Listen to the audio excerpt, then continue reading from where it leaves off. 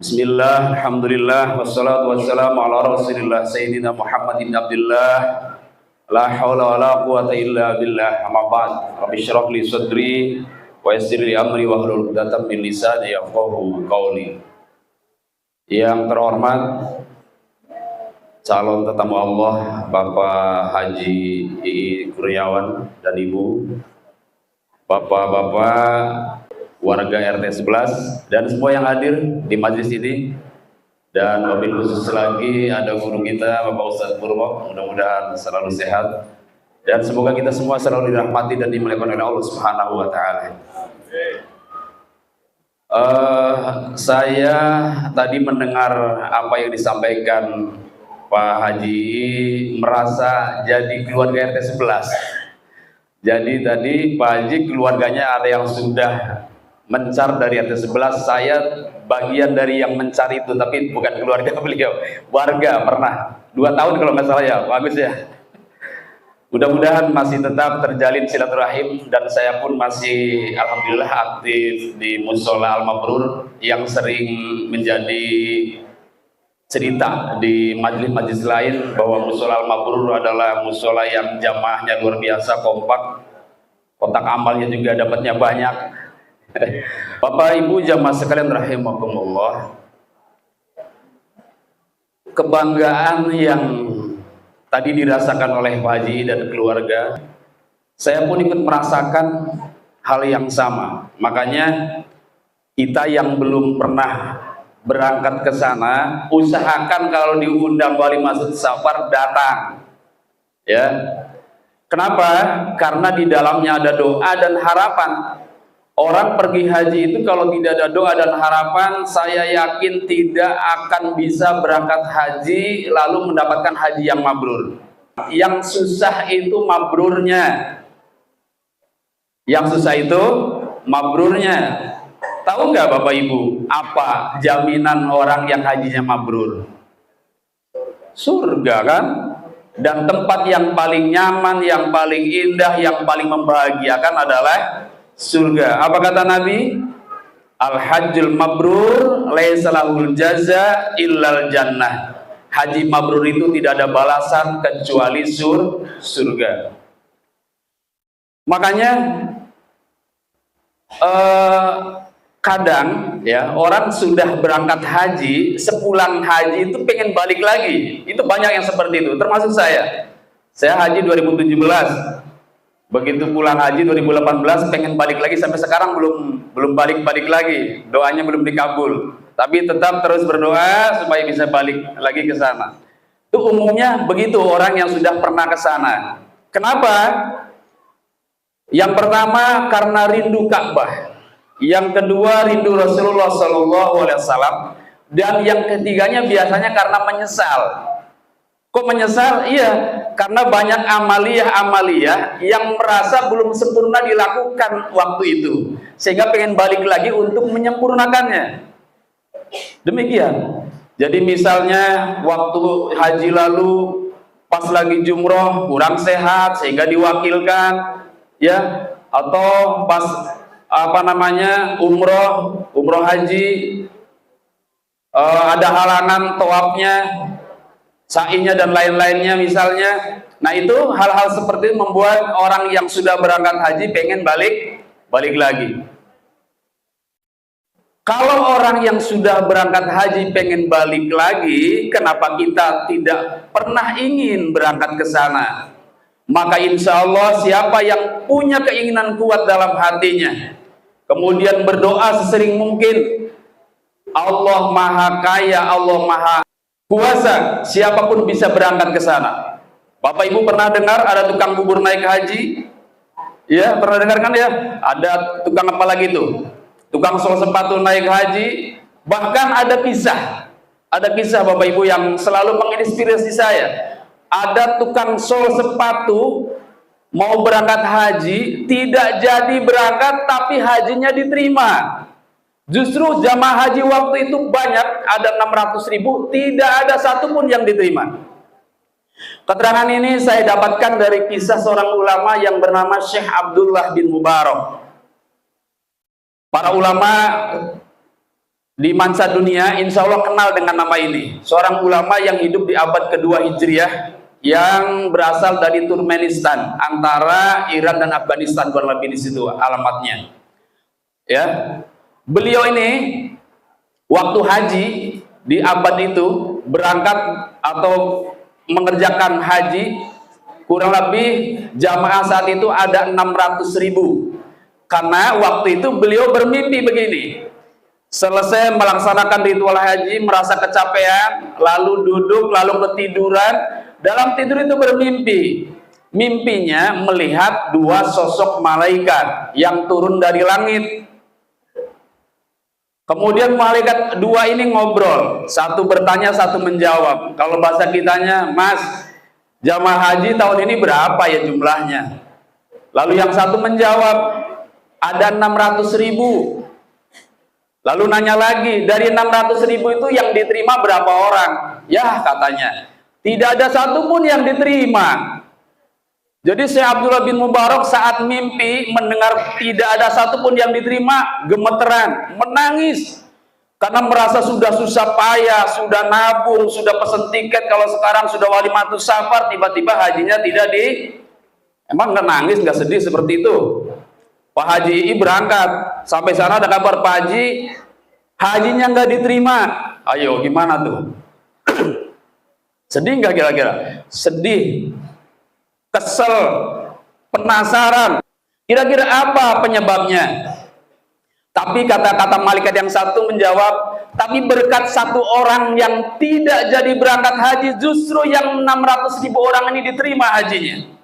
Seseorang yang tidak berangkat haji itu sudah niat haji tapi batal hajinya, dan dia berdoa saat itu semoga yang 600.000 seluruh jamaah haji yang berangkat saat itu diterima semua hajinya. Maka diterimalah semua ibadah hajinya berkat doa seseorang tadi.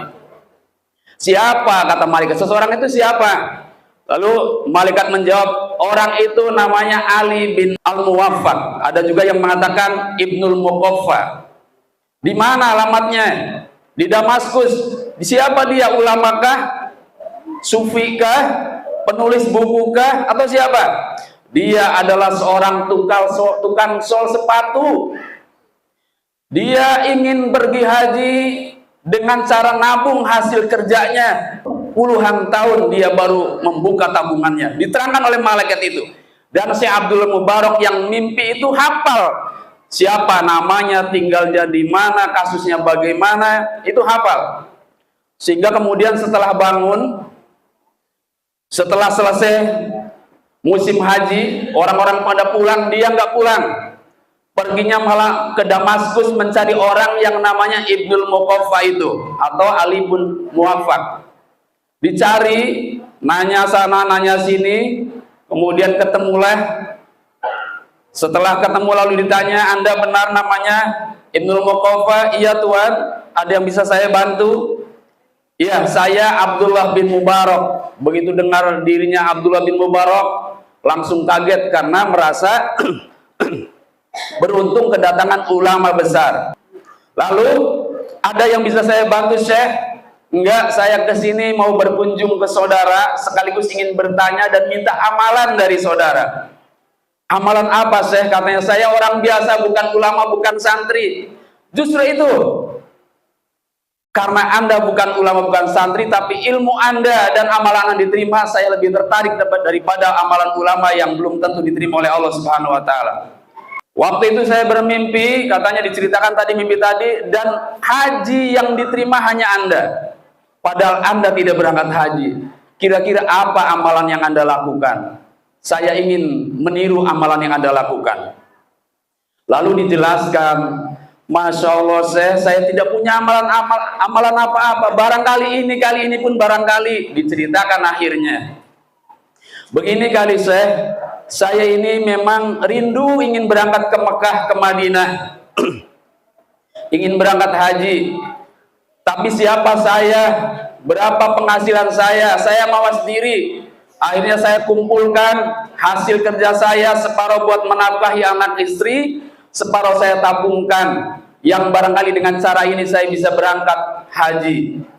Lalu Saya lakukan itu bertahun-tahun, kurang lebih 10 tahun terkumpul. Begitu dibuka, itu sudah ada 350 dirham, yang kalau dirupiahkan sekarang kurang lebih 30 juta.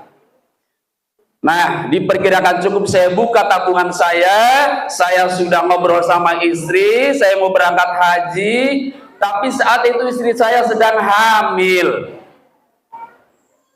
Lalu tiba-tiba setelah saya diskusi dengan istri saya mengizinkan, tapi ada yang keberatan sedikit.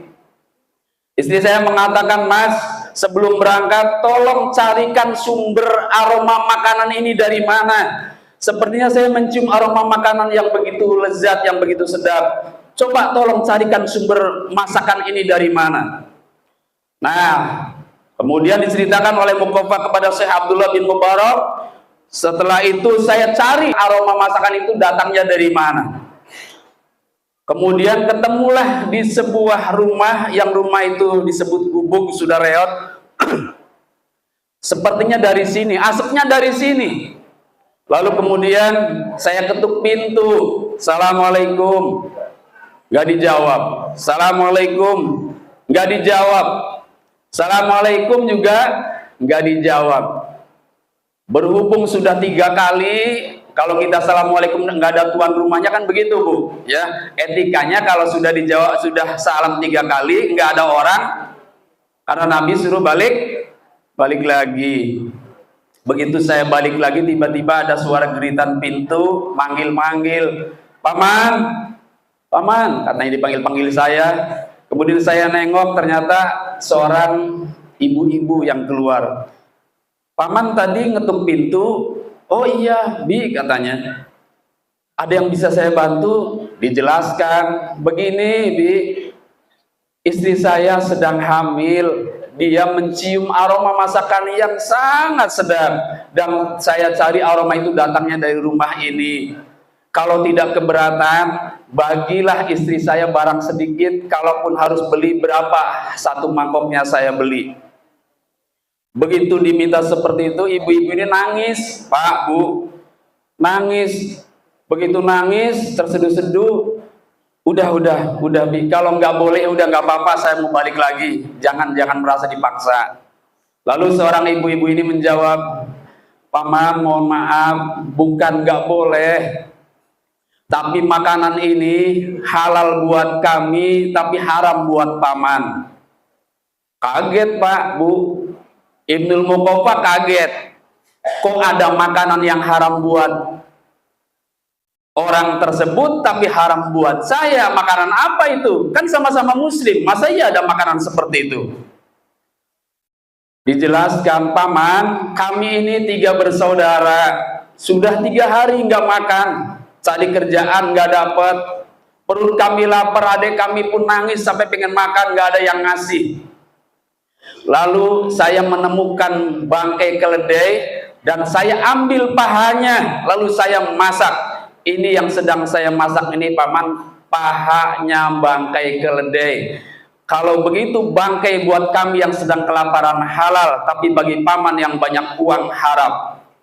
Itu Bapak Ibu, Ibnul Muqafa langsung nangis, langsung terharu, menyalahkan dirinya sendiri. Kenapa sampai tidak tahu ada tetangga yang kelaparan dan itu anak-anak yatim di dalamnya. Lalu pamit, "Baiklah Ibu, saya pamit dulu." Pamit, pulang ke rumah, diambillah pundi-pundi koin-koin hasil nabungnya itu, dibawa ke pasar. Beli gandum, beli minyak, beli ikan, beli macam-macam, lalu dibawalah ke rumah itu, dan dia sendiri yang memasaknya. Sambil masak itu dia berkata, "Ya Allah, ini hajiku. Ya Allah, ini umrahku. Ya Allah, ini tawafku, ini sa'iku. Terimalah haji kami, ya Allah." Jadi batal haji gara-gara uangnya buat apa? Buat menyantuni seorang miskin yang yatim yang belum makan sampai 3 hari. Seorang ulama, Syekh Abdullah bin Mubarak, kemudian ikut menangis terharu.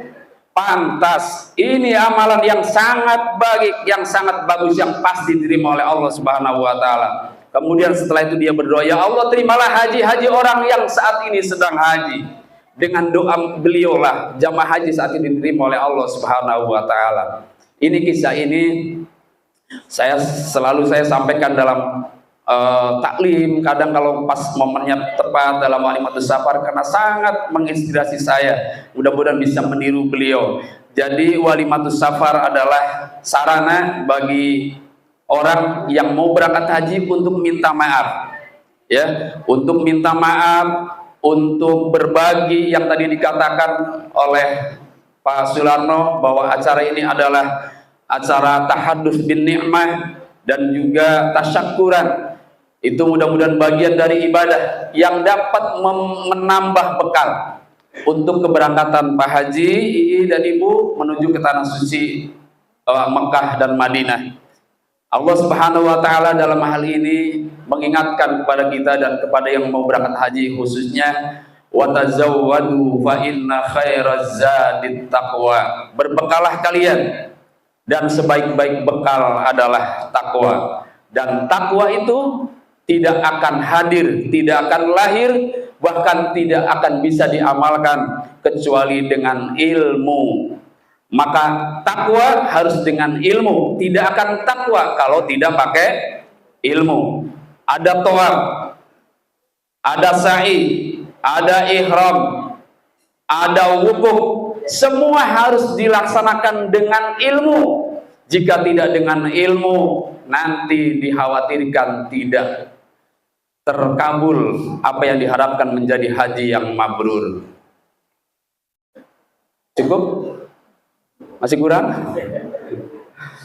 Bapak Ibu jamaah sekalian rahimakumullah, tidak perlu banyak, yang penting ada pesan yang bisa diterima. Singkatnya atau intinya adalah Pak Haji Ii dan Ibu minta doa dari kita semua, karena tadi berbekalah dan kepada kita minta bekal dengan doa. Semoga beliau nanti di sana bisa melaksanakan serangkaian ibadah haji dan umroh dengan sempurna, dari mulai ihram sampai tawaf wada itu bisa dilalui dengan sempurna, dengan kondisi prima sehat, tidak ada halangan sedikit pun. Dan beliau pun kita minta doakan kami di sana. Doakan kami di sana. Di sana banyak tempat-tempat mustajabah. Kalau di sini nggak ada tempat mustajabah, di sana sangat banyak. Ada multazam, ada raudhah kalau di Madinah, ada Hijr Ismail, ada Maqam Ibrahim, ada Hajar Aswad dan lain-lain. Tempat-tempat itulah yang mempermudah hajat orang-orang atau hamba-hamba Allah saat mereka berdoa kepada Allah Subhanahu wa taala. Sekali lagi, selain kami berdoa, kami juga minta kepada Pak Haji dan Ibu doakan kami di sana agar kami, terutama warga RT 11 yang belum berangkat ke sana, bisa berangkat ke sana untuk haji dan atau umroh, berziarah kepada Rasulullah sallallahu alaihi wasallam. Ala hadiniyah nasalul ijabah bi syafaatil Fatihah. Bismillahirrahmanirrahim. Alhamdulillahirabbil alamin arrahmanir rahim maliki yaumiddin. Iyyaka na'budu wa iyyaka nasta'in. Ihdinas siratal mustaqim. Siratal ladzina an'amta 'alaihim ghairil maghdubi 'alaihim waladdallin. Bismillahirrahmanirrahim. Alhamdulillahirabbil alamin. Hamdan na'imin hamdan syakirin hamdan yuwafi ni'amahu wa yukafi mazidah. Ya Rabbana lakal hamd kama yanbaghi li jalali wajhikal karim wa 'azimi sultanik.